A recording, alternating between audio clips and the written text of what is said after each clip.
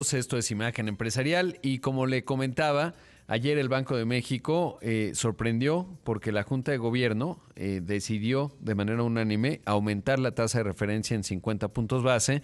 El mercado, en el consenso, prácticamente no hubo nadie que lo dijera que iban a subir 50 puntos base. Todo el mundo planteaba que serían 25 puntos base, pero claro, el dato de la inflación que ayer le contaba, pues sí fue un dato que mostró que la inflación se salió, digamos, de las proyecciones que había hecho el Banco de México, en donde había alcanzado su nivel más alto en agosto del año pasado, se había mantenido casi igual en septiembre y luego había empezado a bajar en octubre, noviembre, diciembre, pero de repente, pues que sube en enero, y bueno, eso sorprendió. La inflación general 7.91%, la subyacente 8.45% en el primer mes del año. Y me da gusto saludar para hablar al respecto con Alfredo Cutiño, director para América Latina de Moody's Analytics. Alfredo, ¿cómo estás? Buenos días. Muy buenos días, Rodrigo. Es un gusto estar contigo.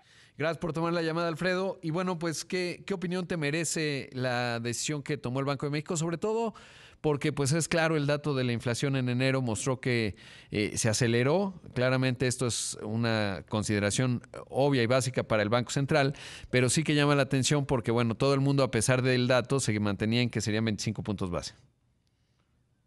Claro, yo creo que la decisión monetaria tomada por el Banco de México ayer va en la dirección correcta. Yo creo que era necesario y no era necesario solamente ayer por el dato de inflación que se presentó en la mañana.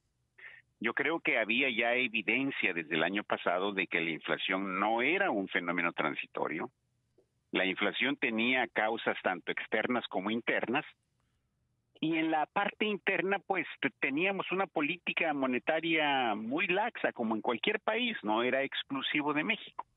Y el retiro de la liquidez monetaria se dio muy lento, ¿verdad? De hecho, el accionar de la política monetaria el año pasado, pues fue muy gradual. El Banco de México tomó un enfoque gradual para normalizar las condiciones monetarias. Pero bueno, esto lo que hizo es que existía todavía un exceso de liquidez monetaria en el país que junto con los precios internacionales pues empezó a presionar a los precios internos. Entonces había evidencia suficiente de que había que acelerar el paso en política monetaria. Y la verdad, pues no se hizo, se continuó con un enfoque gradual. Pero ya el dato de inflación de ayer, después de que la inflación había dado algunas leves señales de querer ceder, pues ayer sorprendió y se fue al alza. No mucho, pero marcó un cambio de tendencia. Lo peor de todo es que la inflación orgánica, aquella que realmente refleja las condiciones de demanda en el país, volvió a subir y subió en una forma en que no se ve que esté dando señales de ceder. Entonces, todo esto en conjunto ameritaba que el Banco de México tomara una acción más firme, que enviara una señal más clara de su compromiso con la estabilidad.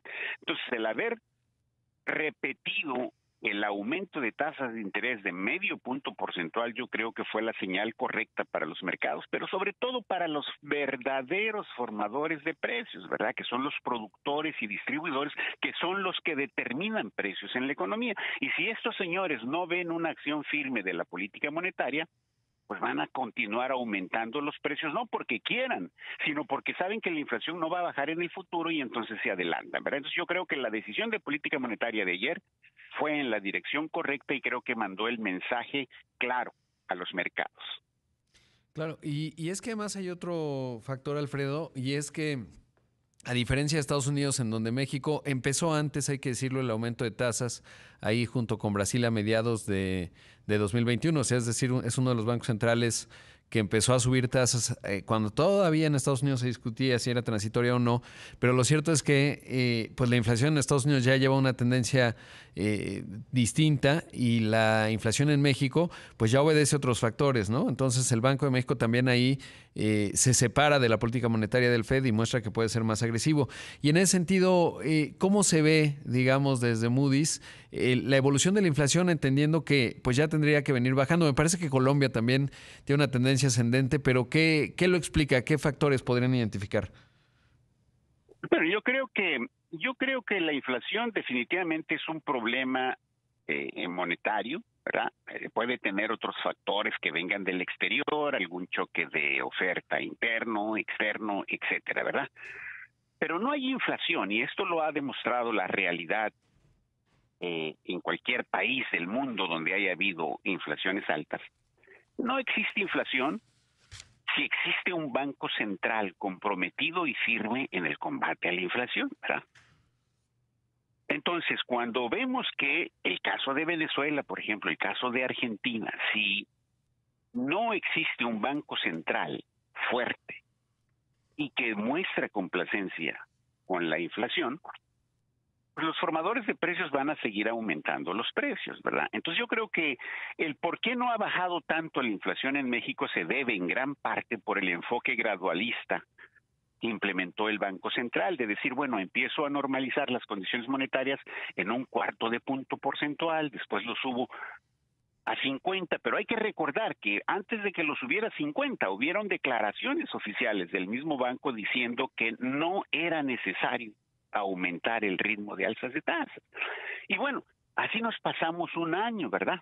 Lo más que el Banco Central de México aumentó las tasas de interés fue de 75 puntos base. ¿Ya? Cuando vemos que en otros países, por ejemplo en Brasil, aumentó hasta en 150 y lo hizo de manera acelerada. Bueno, cuando hay una acción contundente y firme de la autoridad monetaria, pues las expectativas se detienen y los que están formando precios dicen, el Banco de México nos va a castigar o el Banco Central nos va a castigar porque nos está subiendo la tasa. Y al subirnos la tasa encarece el crédito, y no solamente el crédito para las empresas, sino también el crédito para los consumidores. Y entonces los consumidores empiezan a restringir su consumo y empieza el proceso de desinflación. Eso no se dio rápido en México. El Banco Central se tardó en tomar las riendas de la inflación, de las expectativas, del actuar de los formadores de precios, y eso hizo que la inflación continuara subiendo. Es decir, en pocas palabras, dejaron la puerta abierta a la inflación, y cuando la inflación se mete, es difícil sacarla, ¿verdad? Y eso es lo que le estuvo pasando a México. Ahí está el caso de Brasil que tú comentas, ¿verdad? Que has comentado. Brasil inició su normalización monetaria desde marzo del 2021 y empezó a acelerarla a tal punto en que le dio cambios importantes a la tasa de interés de 150 puntos en más de una ocasión y después la detuvo. Entonces, ¿cuál es la estrategia que sí ha funcionado en Brasil y en Chile? Que los bancos centrales aceleraron el apretamiento monetario y luego se detuvieron. Dijeron, bueno, creemos que esta tasa de interés máxima va a empezar a ceder la inflación, y empezó a ceder la inflación. Y en Chile cometieron un error. En Chile, el año pasado, dijeron, esta es la tasa máxima, la detuvieron o redujeron el cambio en la tasa de interés y la inflación les rebotó.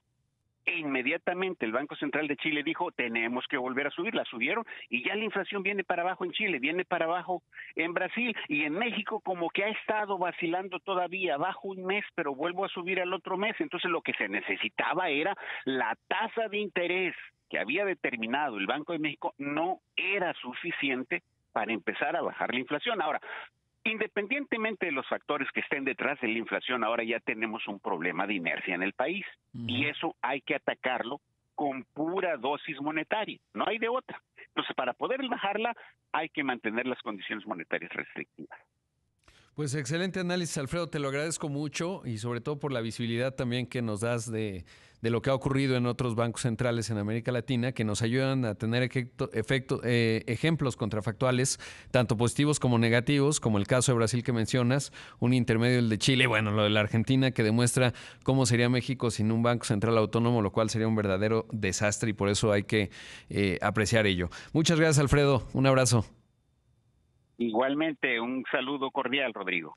Ahí escuchamos a Alfredo Coutinho, director para América Latina de Moody's Analytics.